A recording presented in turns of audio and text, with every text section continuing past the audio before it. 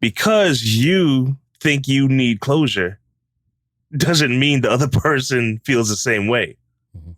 So sometimes you need to figure out, remember we talked about this in another episode about triggers, people being triggered.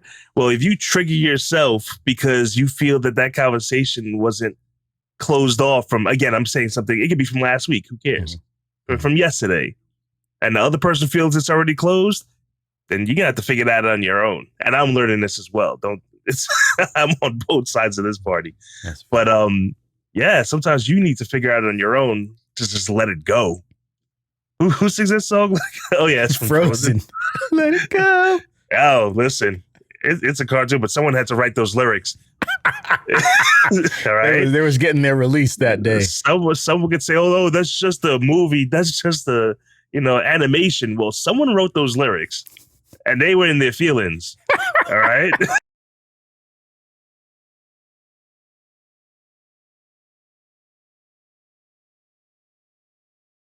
All right, we're going to get right into it. Welcome to Products of Circumstance, everyone, the podcast with Ken Skeen and myself, Fenton Joseph. We discuss mental health and mindset matters through the lens of Black men. The show is unscripted, unfiltered, and mostly unedited. We choose our topics randomly.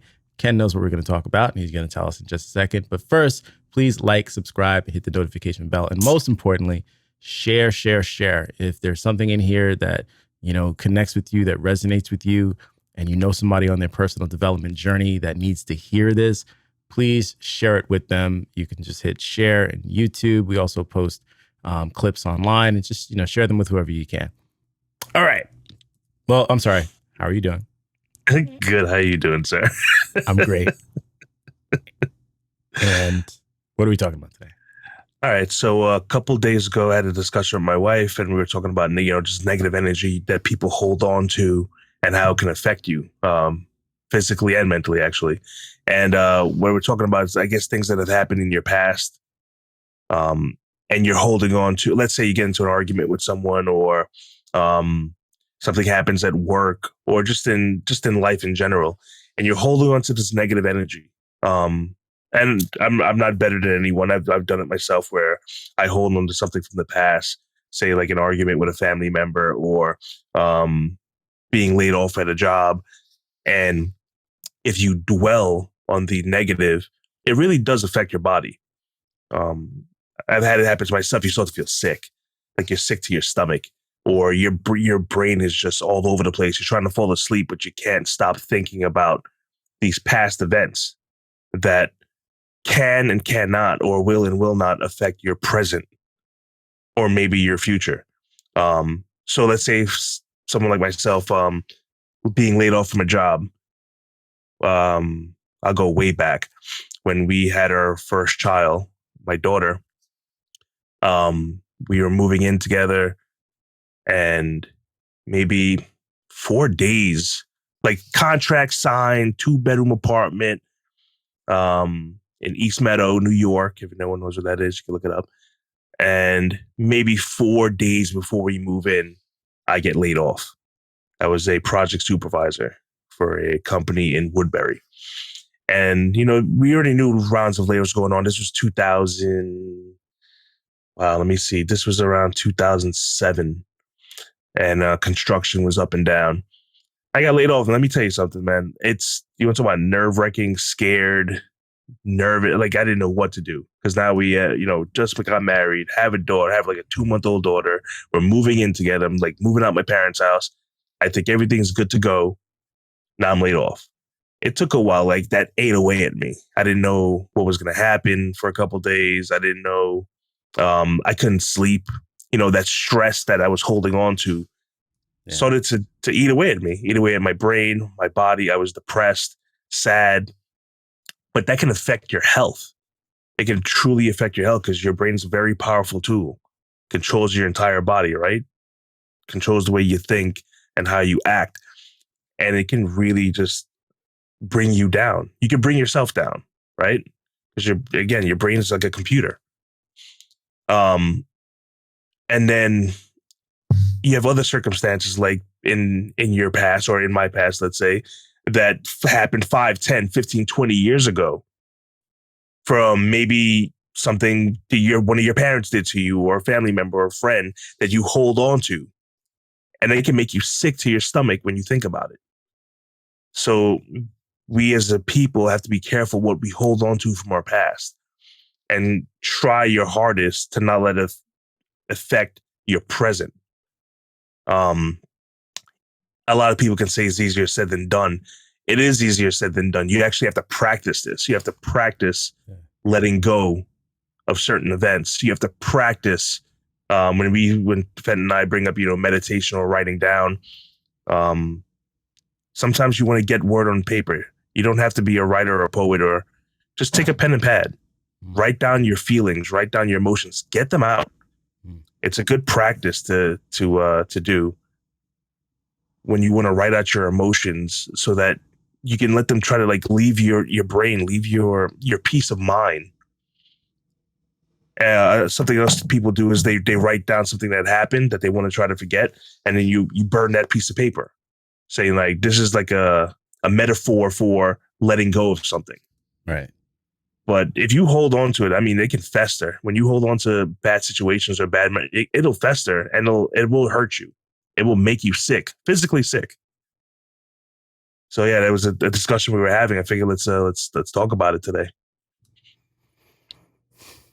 Sometimes when I am having certain thoughts, and they're usually thoughts about things from the past, and the past can be 5 minutes ago, 5 years ago, 15 years ago, whatever. But it's usually not things in the present that will affect me where I'm like just tense. And I'll sit there and I'm like, I'm having these thoughts, and I'll notice that my body is tense. Maybe my fists are clenched, or my muscles are just kind of, like tense. And I'll be like, let me just kind of release for a second, all my muscles and everything, and just kind of like let my body relax, take a breath, and I'm like, I was really tense for a second there. Why was that? And it's these thoughts that I'm having.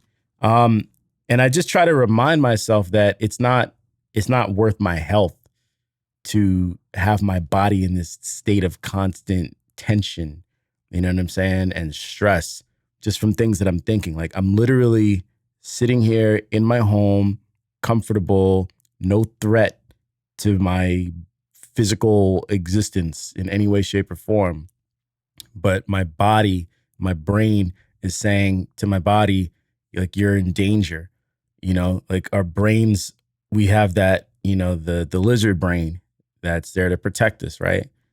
And your brain currently in this point in human evolution is not very good at telling the difference between an actual physical threat and a thought, or something that you see on TV. It's like, kids get scared. They see something on TV. It's like, hello, it's not real. It's like, yeah, we know that.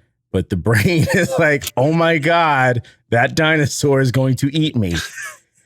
and our body responds appropriately as if there were actually a dinosaur in the room going to eat them. And we as adults, we're actually no better than the children. We sit there and be like, oh, it's not real, relax. It's like, well, neither is the thought that you're having of this argument that you had with this person. You know what I'm saying? Or the feelings that you had when, somebody hurt you or whatever. That's not real either. They're not there. No one's yelling at you. No one's disagreeing with you. You're just thinking about it, and your brain is making you respond as if you were like in a fist fight. So, I try to take a moment to look at my body and see that as an indicator. And then I say, all right, well, clearly these thoughts are not helpful. Do I need to just try to let go of these thoughts? Do I need to confront them? Do I need to take a look at the thought and say, well, I need to act on this so that I can get it out of the way? If I can't let go of it myself, if you and I have an argument, and every time I think about the way that it made me feel, I get tense and find myself having to do breathing exercises just to like get over it. I probably need to call my boy up and be like, hey man, you know what? Like the way that this ended, like I didn't really like that, or it made me feel like this or whatever, so that we can move past it. Be willing to have those conversations. And also, and this is something that I've learned in marriage, Sometimes you're not over things when you think you're over things. Mm-hmm. So, we have a conversation and it's like, all right, no, I'm good. Yeah, no, let's go have lunch. And then a week later, I have a thought about it and I'm like, like I'm tense again. I'm like, man, I thought I was over that thing, but I'm not. Let me go back to my wife and let's have a conversation about it again. Yes, it's going to annoy her. She's like, really? I thought we were over this. But after 8 years, I think we're both pretty good at kind of just always leaving the door open for each other, and understanding that sometimes it takes more than one conversation. Sometimes you only have enough time to address one aspect of an issue. You might start talking about something and you're driving to go pick up the kids. And it's like, the ride's only 10 minutes long. We only got to one part of this, and I have a whole list of things that I need to talk. Tell me I'm lying. If I'm lying, I'm flying. Oh my God. All right. You said something, though. Let's say something happened 8-10 years ago, and you want to now confront the person because you feel it's still an open conversation. Don't forget, sometimes that other person, the other party, doesn't feel it's still open. Mm-hmm. So because you think you need closure doesn't mean the other person feels the same way. Mm-hmm. So sometimes you need to figure out, remember we talked about this in another episode about triggers, mm-hmm. people being triggered. Well, if you trigger yourself because you feel that conversation wasn't closed off from, again, I'm saying something, it could be from last week, who cares? Mm-hmm. From yesterday, and the other person feels it's already closed, then you're gonna have to figure that out on your own. And I'm learning this as well. I'm on both sides of this party. But yeah, sometimes you need to figure out on your own to just let it go. Who sings that song? Oh yeah, it's from Frozen. Let it go. Oh, listen, it's a cartoon, but someone had to write those lyrics. All right, they was getting their release that day. Someone could say, "Oh, that's just a movie. That's just a animation." Well, someone wrote those lyrics, and they were in their feelings. All right, so let it go. That was probably someone's wife or husband. Let it go. He wasn't writing about no kids. Don't let it bother you no more. All right. Let it go. Cold never bothered me anyway. Yeah, it did. Yeah, it did. That's why you wrote that song, because he was hurt. All right, so you're hurt. Yeah, but don't think that just because you're in some, you're in your feelings, that the other party is in the same way, is feeling the same way. That is. Sometimes you got to let it just go. And release your own stress. Like you were saying, you feel it. Your hands are clenched, your body's tight, your heart hurts. That's real. You got to let that go. Again, easier said than done, but figure it out. Exercise, run a mile. I don't know, read a book, but figure out some way to release your negative energy. Some kind of peaceful way. I actually just started getting into, I know I'm getting older now. Not old, older. I'm getting into bonsai now. It's so peaceful. Tell us about it, Grandpa. It's all right, man. Yeah, I'm like researching bonsai and, just the art of dwarf trees or keeping a tree small. And it's great. I did my first one. I'm already planning a second one. It takes years. But it's peaceful. But yeah, you got to find an outlet for yourself, some kind of outlet. Definitely. Sorry, I know I cut you off. So no, it's perfect, man. Like you need to. All right, two things. First, you said sometimes the other person doesn't feel the same way. I've experienced that. I've gone back to, because I'm good for going back. I'm good for going back for seconds. Remember that time? Just know, if you're friends with me, I might pop up on you and be like, remember that time? Because I have to deal with these things for myself. If I don't, like, I'm not good. And if I'm not good, we're not good. And that's not fair to the other person. And that's what last year, and this is a real thing. I had a friend, one of my best friends, didn't make it to my wedding. I held on to that. Forget, why and everything. I held on to that for a long time. I've been married 8 years this year. And it was just last year that I finally came to him and was like, yo, you know what, man? I haven't been good with you for 7 years because I was mad that you didn't make it. And what I told the person was that I didn't want an apology. I wasn't looking for an apology. I just needed to tell them how I felt. And that just telling them how I felt was going to help me be good with them. Now, they could have said, well, Fenton, I was over it. I didn't really even think about it, and that would have been fine. Because again, it was more about me. I wanted to honor our relationship and respect our relationship and be like, yo, like we're supposed to be best friends, right? So I should be able to come to you. And I didn't, out of fear. I thought I might lose you as my friend, and I didn't trust that things were going to work out. And that's not really honoring the relationship. Mm-hmm. I don't get to dictate how this person responds to what I have to say to them. I'm not God. That's not my realm. Whatever they feel is what they feel, and it's going to be what it's going to be. But I'm not being honest with them if I don't come and say, yo, this is how I feel. So I did that. And thankfully, thank God, they felt the same way. They were like, yo, nah, like things haven't been the same between us since then. And, I'm glad that we were able to have this conversation. And, and they didn't feel like they owed me an apology. And that's fine. I didn't call you to get an apology. I called you so that we could talk about how we feel and we can be good. And that was one of the best things I ever did. 7 years, man. 7 years holding on to that.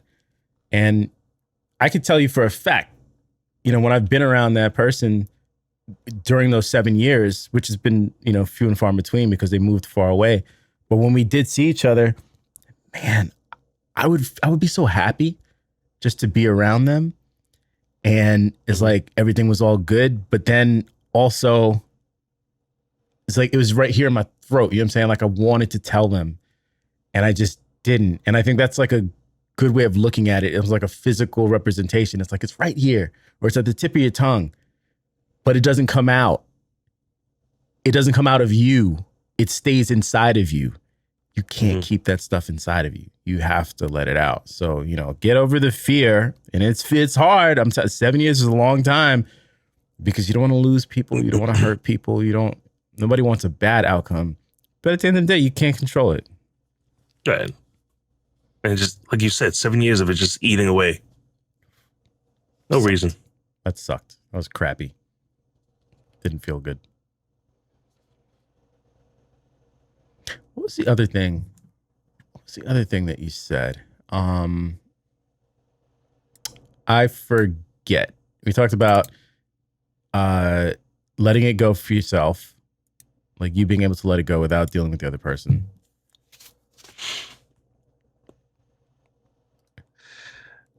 Let me know when. You want to do your countdown or are you recording already?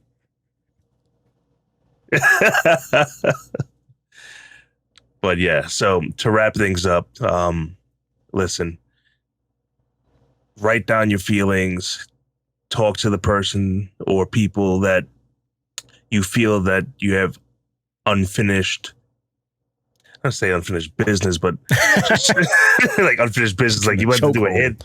Yeah, right? Like, get over here. I guess, listen, not everyone's going to want to hear you out. So don't always feel that you should stay in a dark place or just run yourself down just because the other party doesn't want to hear you out. Sometimes just let it go. Sometimes just let it be. It is what it is. You need to move on because they're not being affected. You are. Your mental health is being affected, not theirs. So if you don't learn to let things go, and if you don't learn to center yourself again, whether it be through exercise or an outlet like painting or writing or whatever it may be, building, it'd be whatever you need to do. Cleaning. A lot of people clean, right? When you want to let go of some stress, you do your spring cleaning, your fall cleaning, or you just clean in general and relieve stress. Do what you need to do because just because you are not centered and you feel it's the other party's fault doesn't mean that they're in the same realm as you. You may not even be friends that anymore. You may not. What it could be like I was talking before about being laid off. Who cares? Life moves on. Mm-hmm. The bills still come in. Mm-hmm. People's mouths still need to be fed. So you're gonna have to find a way to move on in a healthy manner. Mm-hmm. And if you don't do that, you'll just eat away at yourself. And that's just not healthy. That's not a good mindset at all. But you have to practice it. So find an outlet and practice what you need to do to keep yourself centered. That's good, man. On that note, I'm going to call my mom, hash it out. Just kidding. Just kidding. I love you, Mom. Please like, subscribe, hit the notification bell, and we'll see you next week. I love you, Mom. I really do. All right. Peace. Peace.